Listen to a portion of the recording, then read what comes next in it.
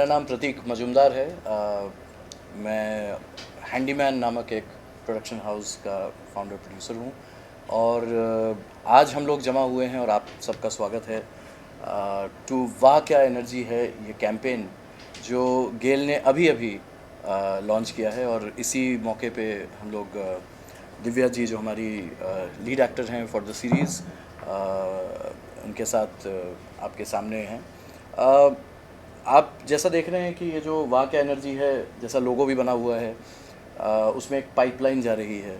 तो जाहिर है एक पाइप के ज़रिए एक पूरे देश को जोड़ा जा रहा है। इस पाइप से नेचुरल गैस लोगों तक पहुंच रहा है और GAIL is the leader in the manufacturing and distributing of natural gas. और नेचुरल गैस हमारे हमारे घरों में 3-4 तरीके से पहुंचती हैं, घरों में और फैक्ट्रीज़ में। एक होता है पाइप नेचुरल गैस, जो घर में किचन में खाना पकाने के लिए जो गैस हम लोग इस्तेमाल करते हैं वो बहुत सारे घरों में ऑलरेडी मौजूद हैं, बाकी घरों में पहुंच रहे हैं। तो पाइप नेचुरल गैस यानी पीएनजी एक प्रोडक्ट है। एक और प्रोडक्ट है पीएनजी का ही एक और वर्जन है जिसको बोलते हैं कमर्शियल पीएनजी, जिसको कहते हैं वो सीपीएनजी कहते हैं उसको। वो भी पाइपलाइन वाली गैस है, लेकिन वो शॉप्स और इस्टेब्लिशमेंट्स के लिए, शॉप्स के लिए, हॉस्पिटल्स के लिए, कमर्शियल इस्टेब्लिशमेंट्स के लिए। और ज़्यादा से ज़्यादा गैस जिनको ज़रूरत है उनके इस्तेमाल के लिए। और तीसरा प्रोडक्ट है इनका इंडस्ट्रियल पीएनजी, जो कि फैक्ट्रीज़ के लिए यूज़ होता है और वो बहुत बड़े पैमाने में वो सेटअप होता है। और बहुत सारी फैक्ट्रीज़ आज के डेट पे इंडिया में चल रही हैं नेचुरल गैस से, जो जिनके बारे में आपको पता चलेगा अभी कुछ ही देर में। एक और जो इनका प्रोडक्ट है और चौथा प्रोडक्ट है वो है सीएनजी, जिसको कंप्रेस्ड नेचुरल गैस कहा जाता है। सीएनजी के बारे में लोग ज़्यादा जानते हैं क्योंकि हमारे व्हीकल्स में सीएनजी चल रहा है for a long period of time. लेकिन ये सारे जो गैस हैं शायद बहुत कम लोग या ज़्यादा लोग नहीं जानते कि ये सारा कुछ गेल का ही सप्लाई किया हुआ है। क्योंकि हमारे घरों में या सीएनजी जहाँ से आप लगवाते हैं या ओईएम्स जो गाड़ियों में सीएनजी लगाते हैं, वो गेल के सारे सब्सिडीज जैसे एमजीएल बॉम्बे में हो गया, आईजीएल दिल्ली में हो गया, उनके थ्रू गेल सप्लाई करती है। अभी इम्पॉर्टेंट ये हो गया था, आई थिंक ये कैंपेन का जो अब मैं आपको इंट्रोडक्शन दे रहा हूँ, वो ज़रूरत ही हो गई थी कि अब रिटेल में गेल अपने आप को कंज्यूमर्स के समक्ष रखे और सबको पता चले कि नेचुरल गैस ही एक वो फ्यूल है, यही एक वो एनर्जी है जिसको हम कह रहे हैं वाह क्या एनर्जी है, जो सबसे लीस्ट पोल्यूटिंग है, सबसे कन्वीनियंट है, सबसे अफोर्डेबल है। तो हमने इसके लिए एक कॉइन भी किया कि सेफ़, साफ़ और स्मार्ट। जो आप देखेंगे हमारी जो फिल्में हैं, वो जब आप देखेंगे उनका आपको समझ में आएगा कि सेफ़ क्यों है, साफ़ क्यों है और स्मार्ट क्यों है। ऑल्सो सबसे किफ़ायती भी है। तो अगर आप कोई किसी भी आंकड़े में, किसी भी पैरामीटर में इसको आके, it is the best energy to use और ये फ्यूचर की एनर्जी है। ये मतलब प्रेजेंट की और फ्यूचर की एनर्जी है। इनफैक्ट आ गई है हमारे घरों में, हमारी गाड़ियों में चल रही हैं। और इसी को समझाने के लिए आई थिंक गेल ने हम लोगों को कमीशन किया कि ये कैसे हम क्रिएटिवली सबके सामने ला पाएँ।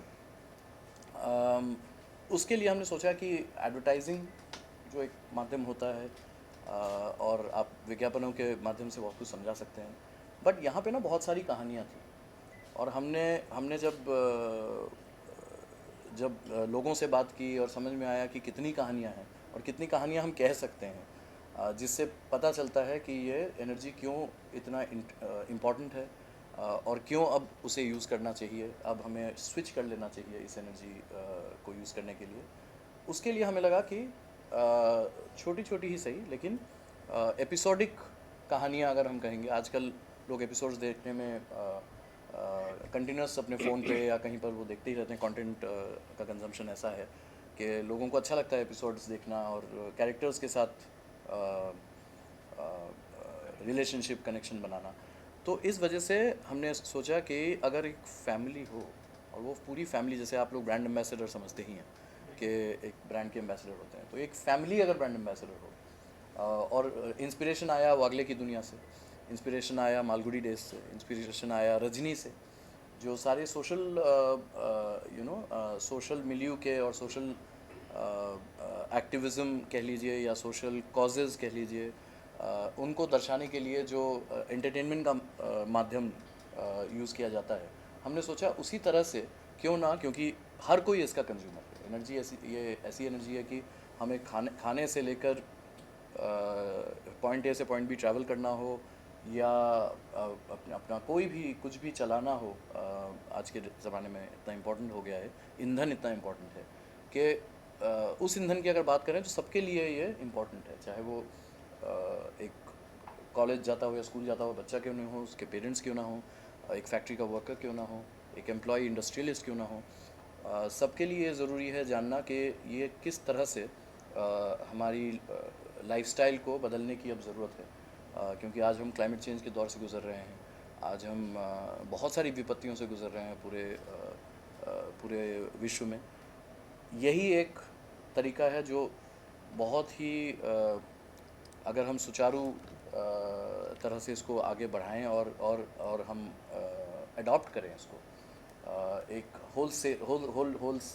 क्या बोलते हैं होलसम लार्ज स्केल वे में, तो ही हम अपने जो पोल्यूशन की अपनी प्रॉब्लम्स हैं या जो हमारी रोज़मर्रा की ज़िंदगी के जो एनवायरमेंटल प्रॉब्लम्स हम फेस करते हैं, देखिए हम प्लांट तो लगा लेंगे, हम चलो गाड़ी 2 दिन नहीं चलाएंगे, वॉक कर लेंगे, लेकिन ईंधन को कभी हम लोग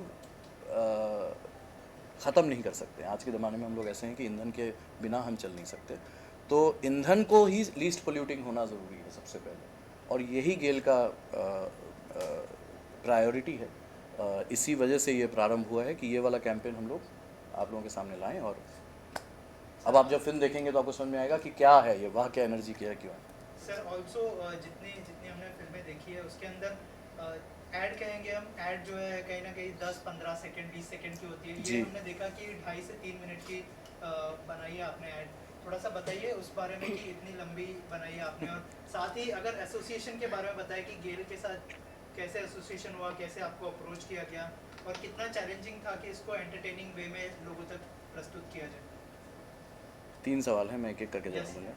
एक्चुअली 3 नहीं 5 से 6 मिनट के एपिसोड्स हैं तो यही मैंने आपको कहा कि एक्चुअली हमें कहानियाँ कहनी थी, और कहानियों के माध्यम से समझाना था कि ये प्रोडक्ट क्या है। सिर्फ प्रोडक्ट, अगर आप प्रोडक्ट के बारे में बात करना चाहें तो 1-1.5 मिनट काफ़ी होता है, लेकिन अगर आप किसी के मन में आपको बसना हो, अगर आप प्रोडक्ट ही क्यों ना हो, या कोई लव स्टोरी ही क्यों ना हो, या कोई कॉमेडी ही क्यों ना हो, अगर आपको किसी के मन में बसना है तो आपको वो मन में घर करने के लिए जितनी कहानी आपको कहनी पड़ेगी, जो कैरेक्टर्स को जो चीज़ें करनी पड़ेंगी, उसका वक्त आपको देना पड़ेगा। तो हमें लगा कि आज के कंटेंट के ज़माने में एक्चुअली एडवर्टाइजिंग और कंटेंट के बीच में वो लाइन जो है थोड़ी सी ब्लर हुई है, और उसका हमने एडवांटेज लिया। हमने गेल के लिए ही, आपने पूछा गेल ने कैसे अप्रोच किया, हमने गेल के लिए ही हवा बदले हस्सू, चंदन रॉय सान्याल जी के साथ, विक्रम कोचर, स्मिता तांबे, इनके साथ एक मिनी सीरीज़ किया था बहुत पहले 2019 में, और वो भी ऐसे ही मिनी सीरीज़ टाइप का था, और उसका खैर एनवायरनमेंट और क्लाइमेट चेंज से ज़्यादा ताल्लुक़ था। इस बार जब हमें अप्रोच किया गया कि हम कुछ कर सकते हैं क्या, तो हमने कहा कि हम ऐसा ही कुछ करें कि कहानियाँ छोड़ जाएं लोगों के दिल में, तो वो याद करेंगे, वो कैरेक्टर्स याद करेंगे, जो मिसेस मिश्रा हैं उनको याद करेंगे, मिस्टर मिश्रा श्रीकांत जी हैं जिन्होंने बखूबी निभाया है, लव हैं जो वरुण का रोल कर रहे हैं, अहमद खान जी हैं जो दादाजी का रोल कर रहे हैं। तो ये सब कैरेक्टर्स आप जाने माने भी हैं और आपके चहेते भी हैं। तो ये कैरेक्टर्स के थ्रू से जब आप कहानियाँ बोलते हो तो वो रिटेंशन जो है कहानियों की वो बेटर होती है, ऐसा हमें लगता है। ऐसा देखा भी गया है, और इस तरह के कई शोज़ हैं। आप चाहे आप कोटा फैक्ट्री लीजिए, कोई they started with a brand, और उसके बाद वो दिलों में घर करने लगी, फिर सीज़न दर सीज़न चलता रहा। तो ऐसे ही हमारा भी प्रयास था कि छोटे पैमाने पे हम ये बड़ी बात कह सकें, और आई होप कि ये प्रयास सक्सेसफुल रहेगा। दिव्या मैम कैसे ऑन बोर्ड आए उस बारे में कुछ बताएं, और दिव्या मैम कैसा एक्सपीरियंस रहा इस एड का? सर सबसे सर पहले बताएं आप। पहले आप। दिव्या मैम हमेशा से ऑन बोर्ड थी यहाँ पे क्योंकि आपको अगर ये 3-4 कैरेक्टर्स दिखेंगे, बहुत मतलब टिपिकल कैरेक्टर्स हैं, लेकिन आजकल दिखते नहीं है कैरेक्टर्स, है ना। ये कैरेक्टर्स बहुत पहले 80s 90s में डीडी में हमें दिखते थे, आजकल ये नहीं दिखते हैं। आजकल बहुत सारे अच्छे कैरेक्टर्स दिखते हैं, बट ये टिपिकल कैरेक्टर्स, जैसे दिव्या मैम के लिए मेरा ब्रीफ मेरे दिमाग में और हमारी क्रिएटिव टीम के दिमाग में रजनी था, प्रिया तेंदुलकर जी जो जीती थी वो कैरेक्टर। तो एक एक क्वर्क, एक एक्सेंट्रिसिटी, एक मतलब अब इंडिपेंडेंस, हाउसवाइफ भी हैं, फाइनेंशियली इंडिपेंडेंट होने की भी कोशिश कर रही हैं, घर को भी संभाल रही हैं, बच्चे को भी संभाल रही हैं, थप्पड़ भी मार रही हैं। तो वो जो मतलब वो ऑल राउंड एक क्वालिटी थी ना, जो एक रजनी जैसे कैरेक्टर में था, वो हम ढूंढ रहे थे। वो तो हमारे लिए फर्स्ट और लास्ट चॉइस थी दिव्या, क्योंकि इनका थिएटर भी हम बहुत देख चुके हैं, हम इनका काम तो फिल्मों में देख ही चुके हैं। तो इनसे हम कांटेक्ट में इसलिए हैं। विनीत कुमार, विनीत भैया हमारे बहुत करीबी मित्र एक्टर हैं जो विनीत कुमार जी, उनके ये दोस्त हैं, तो उनके थ्रू इनसे मुलाकात हुई और हमने इनको कहा कि आप स्क्रिप्ट पढ़िए। इनको स्क्रिप्ट अच्छी लगी, तो kindly she came into this campaign. तो हम तो कहेंगे कि ये जो जितनी भी कास्टिंग थी, अगर आप गेल में भी किसी से, गेल की टीम से पूछेंगे, पहली कास्टिंग है और पहली ही अप्रूव हुई थी, और उसके बाद दूसरा कोई ऑप्शन ही नहीं था। श्रीकांत जी as mister Mishra, Divya ji as Mrs Mishra, और लव एज वरुण, ये पूरी, और अहमद जी एज दादाजी, ये पूरी कास्ट एक बार में थ्रू हुई है। और जो हमने स्क्रिप्ट में सोचा कि ये कैरेक्टर करेंगे, वो उन्होंने मतलब पर्दे पे वो ले आए। दिव्या मैम, आपसे जानना चाहूँगा, जब आपको अप्रोच किया गया था कि इस तरह का किरदार निभाना है लेकिन सोशल वे में खुद को एक्सप्रेस करना है, कैसा एक्सपीरियंस रहा और क्या कुछ ब्रीफ मिला था सर की तरफ से? हाँ, अब पहले तो मैं बोलूँ, इतना जो इन्होंने डिटेल में कास्टिंग के बारे में बोला उतना मुझे पता नहीं था, बट अच्छा हुआ मुझे पता चला अभी कि I was first and the last preference, और वो मेरे ख्याल से बहुत रेयर होता है किसी भी एक्टर की ज़िंदगी में। हमारे लिए भी रेयर होता है कि क्लाइंट भी और सब लोग एक मत हों किसी चीज़ में। हाँ, वो भी है। वरना you are one of the many choices. तो ये एक एक्सपीरियंस तो बहुत अच्छा रहा मेरे लिए। और हाँ, जैसे आपने कहा कि एक सोशल मैसेज है, उसके थ्रू आपको अपना अभिनय एक्सप्रेस करना थ्रू अ शॉर्ट स्टोरी, तो मेरे हिसाब से तो वी ऑल हम इस कमरे में जितने लोग हैं, हम सब लोगों को पोल्यूशन कैसे कम करना है खुद दिमाग में सोचना ज़रूरी है। हम लोग क्या क्या कर सकते हैं अपना कार्बन फुटप्रिंट कम करने के लिए या पोल्यूशन कम करने के लिए, सब इट्स ऑल वेरी इंटरनल। और मेरे हिसाब से मेरे लिए भी एक यही प्रयास था कि जब इन्होंने मुझे कहा, मुझे पता था कि फ़िल्म किसके बारे में है, और and I was happy to contribute, क्योंकि मैं हमेशा जानना चाहती हूँ कि एसी कितने दिन कितने टाइम ऑन रहना चाहिए, कब बंद करूँ, मैं कहाँ कचरा फेंकूँ, कहाँ क्या करूँ, 10 गज़ की 10 किलोमीटर तक मैं किस तरह से कंट्रीब्यूट कर सकती हूँ बिना कुछ कहे, किसी से उम्मीद किए मेरा क्या कंट्रीब्यूशन है एनवायरनमेंट की तरफ। तो उसी तरह से मेरे पास एक स्किल सेट है अभिनय, और and I was very happy to contribute to that, क्योंकि अगर ये स्टोरी से इस कहानी से, ये जैसे उन्होंने कहा कि ये ब्रांड एम्बेसडर अगर है, तो इन ब्रांड एम्बेसडर्स की वजह से लोगों के घरों तक एक कुछ मैसेज पहुंच जाए और लोग हमको हमारी वजह से कुछ सोचने लगें, कुछ विचार करें, और खुद इस बात को कि पोल्यूशन कैसे कम करें, या गेल की तरफ से जो ये इनका जो अटेम्प्ट है कि हम सीएनजी और पीएनजी और दैट कंट्रीब्यूशन मेरे घर में तो है ही, पर सब लोग अगर बदलें इस एलपीजी से, they go towards this more eco-friendly source of fuel, it would be a great pleasure for me to know that किसी ने इस पृथ्वी पर अपना बोझ कम करने के लिए कुछ किया और ये कंट्रीब्यूशन होता रहे आगे, तो ये एक अच्छी बात है। तो I was happy to contribute to that. As an actor, जब आपने ये सीरीज कर ली, उसके बाद क्या आपको ऐसी कोई चीज़ थी जो आपको पता ना हो पीएनजी सीएनजी के बारे में, अगर कुछ शेयर करें आप, जो आपको बाद में पता चली हो?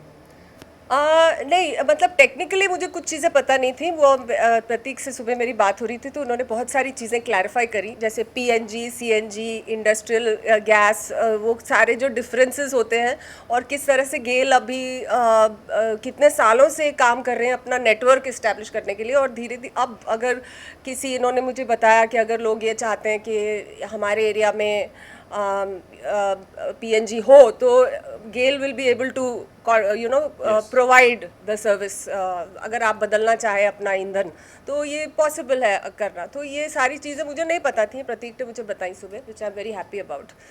तो हाँ, और I have become more aware definitely. मुझे थोड़ा सा, मैं पहले भी कॉन्शियस थी और अभी भी मैं कॉन्शियस हूँ कि जैसे अभी इन्होंने कहा कि हर ईंधन सुबह से लेकर शाम तक हर तरह से हर इंसान की ज़िंदगी में वो उसकी ज़रूरत होती है, तो उसी का सबसे नॉन पोल्यूटेड होना बहुत ज़रूरी है। कि इतने सारे एमिशंस जो हो रहे हैं, प्रदूषण की मात्रा इतनी ज़्यादा बढ़ गई है दिल्ली जैसे शहर में। I mean, I don't know from where all it is coming, we know कहाँ कहाँ से आता है, लेकिन हम लोग कैसे कंट्रीब्यूट करें उसको। हम झंडा लेकर चीज़ें बदल नहीं सकते, लेकिन एक एक इंसान कुछ ना कुछ कर सकता है जिससे ओवरऑल असर दिखाई देने लगेगा। हो सकता है नॉट इन आवर जनरेशन, लेकिन अगली जनरेशन में होगा मेरे ख्याल से। तो उसी तरह से दुनिया बदलती है। तो ये एक छोटा सा कंट्रीब्यूशन है हमारा एज एक्टर्स, इनका भी। और गेल का तो बहुत बड़ा, उनकी उम्मीद हम लोगों से बहुत बड़ी है, उनके पास रिसोर्सेज भी ज़्यादा है। तो I am happy to be part of this, to associate with them for this.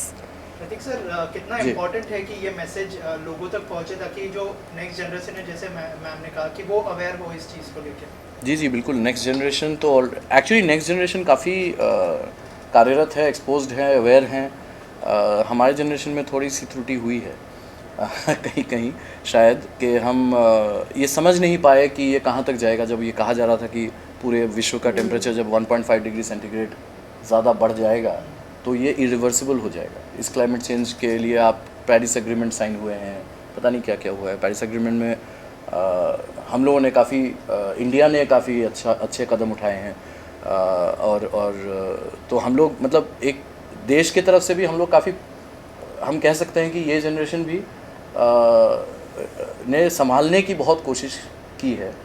और इस कोशिश में ईंधन सबसे ऊपर आता है। ये समझना ज़रूरी है लोगों का कि अगर हम अपने ईंधन को कम यूज़ करें, जो ईंधन जिसकी वजह से कार्बन फुटप्रिंट बढ़ता है या कार्बन ज़्यादा एटमॉस्फेयर में निकलता है, उसको जलाना हम कम करें, तो इन एनी केस हम लोग पोल्यूशन को फाइट करने में कंट्रीब्यूट कर रहे हैं। बट अपार्ट फ्रॉम दैट, अगर वो ईंधन ही बहुत ज़्यादा पोल्यूटिंग ना हो, एसपीएम इतनी मात्रा में ना फैला रही हो, कार्बन इतनी मात्रा में ना फैला रही हो, तो उस पर तो मतलब हमें सोचना भी नहीं चाहिए, इमीडिएटली शिफ्ट कर जाना चाहिए। सो ये कैंपेन वही जागरूक करने के लिए रखा गया कि और वाह क्या एनर्जी है, ये भी कहता है कि ये एनर्जी एनवायरमेंटल कॉन्शियस लोगों के लिए बहुत ही अच्छी चीज़ है। तो आप जब किसी बच्चे को देखते हैं कूदते हुए, या कोई बूढ़ा आदमी मैराथन जो दौड़ रहा होता है, आप कहते हैं ना वाह क्या एनर्जी है। ये कैंपेन यही कह रहा है कि आप प्लीज़ उस एनर्जी को, जो इनोसेंट एक एनर्जी है, उसको सपोर्ट कीजिए। और जो पुराने एनर्जीज़ हैं जो आप अपने घरों में या गाड़ियों में यूज़ कर रहे हो, उससे शिफ्ट कीजिए। सर, आखिर में आपसे जानना चाहूँगा कि सोशल मीडिया बहुत बड़ा प्लेटफॉर्म है। आज के दिनों में लोग, हर कोई सोशल मीडिया पर है, और उसके थ्रू आप लोग भी पहुंचने वाले हैं इस फिल्म को लेके। क्या मैसेज देना चाहेंगे उनको? आप दोनों से अपील करना चाहूँगा कि कुछ अगर मैसेज देना चाहे आप ऑडियंस को। मैसेज तो मेरे साथ, मैंने ऑब्वियसली पहले भी कहा कि हम सबको ये सोचना है कि हम लोग किस तरह से अपने एनवायरनमेंट को पोल्यूट कर रहे हैं। और ये इंडिविजुअल कंट्रीब्यूशन हमको खुद सोचना है कि किस तरह से हम जागरूक हो सकते हैं, और कब हमको अपना लाइट ऑफ करनी चाहिए, कब एसी बंद करना चाहिए, कब अपना फ्यूल बदलना चाहिए। हमको ये इसकी जानकारी होनी चाहिए। हमारे पास रिसोर्सेज हैं, जैसे गेल ने हमको ये एक सुविधा प्रदान की है, तो इस सुविधा के थ्रू हमको इस सुविधा से जुड़ना ज़रूरी है। आप, कोई ज़बरदस्ती नहीं कर सकता आपसे। तो आपको अगर अपनी ज़िंदगी में बदलाव लाने हैं, और क्योंकि आपके फ्यूचर जनरेशन्स अच्छी ज़िंदगी जी पाएंगे, तो ये सारे हमको अपने आसपास देखना है कि कहाँ से हमको रिसोर्सेज मिल रहे हैं, कौन काम कर रहा है, क्या कोशिश में लगे हुए हैं, और उस कोशिश से हमको जुड़ना ज़रूरी है, और वो हर इंसान अपने लेवल पे खुद ही कर सकता है. तो I think we should all try and connect with that and clean our energy and clean our environment. Thank you so much. Thank you.